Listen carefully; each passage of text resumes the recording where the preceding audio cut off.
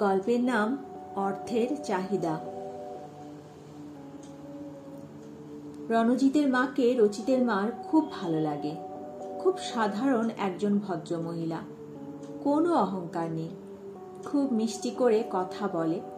রণজিতের মাকে দেখে রচিতের মা কথা বলার জন্য এগিয়ে গেল। কি গো, কেমন আছো? রণজিতের মা হেসে উত্তর দিল, আরে তুমি? হ্যাঁ হ্যাঁ, খুব ভালো আছি। তোমার কি খবর? এই তো চলছে, চলো কোথাও বসে একটু চা খাই। দুজনে মিলে নিউ মার্কেটে একটি চায়ের দোকানে বসে চায়ের অর্ডার দিল।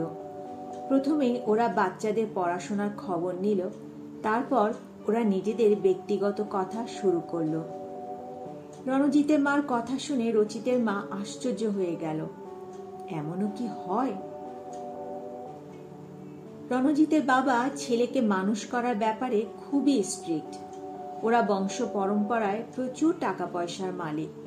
ওদের রানাঘাটে বিশাল আম বাগান আছে, পুকুর আছে দুটো যেখানে মাছের চাষ করা হয়, জমি আছে কয়েক বিঘা যেখানে বিভিন্ন ফসলের চাষ হয়। এসব কিছু রণজিতের অজানা।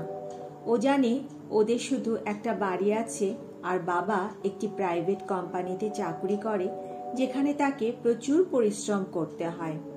রণজিৎকে বছরে 2 বার জামা প্যান্ট কিনে দেয়া হয়। সীমিত সংখ্যক খাতা কলম কিনে বলা হয় সারা বছর এগুলো দিয়ে চলতে। বছরে 2 বার ওরা বাইরে খায়, সেটাও শর্ত সাপেক্ষে। শর্ত হলো নিয়মিত পড়ালেখা করতে হবে আর খেলাধুলা শরীর চর্চা করতে হবে। রচিতের মা অবাক হয়ে জিজ্ঞেস করল, কেন দাদা এরকম সিদ্ধান্ত নিলেন কেন?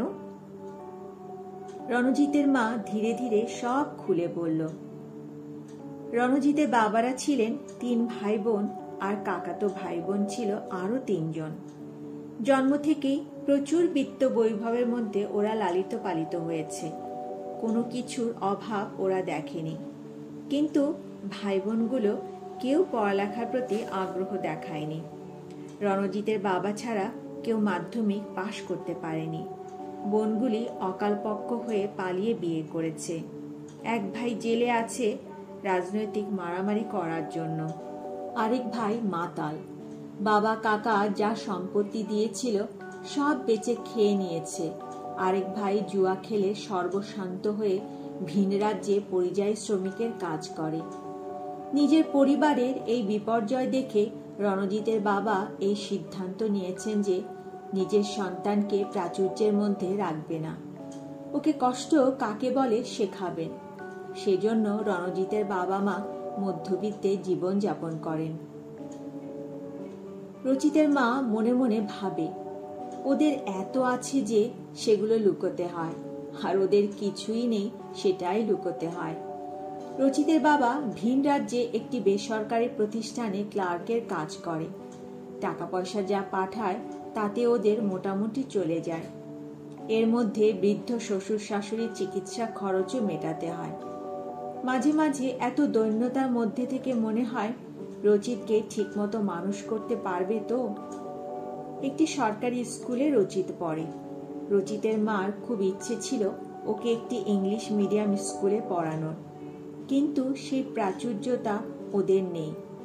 বাইরে ছেলেকে খাওয়াবে সেই বিলাসিতা ওরা একবারের জন্যও দেখাতে পারে না।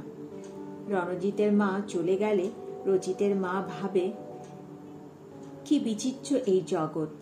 একজনের প্রচুর প্রাচুর্য, ছেলেকে মানুষ করতে গিয়ে ভোগ করা হচ্ছে না, আর একজনের নিম্নবিত্ত অবস্থা যেখানে ভোগ করার কিছুই নেই।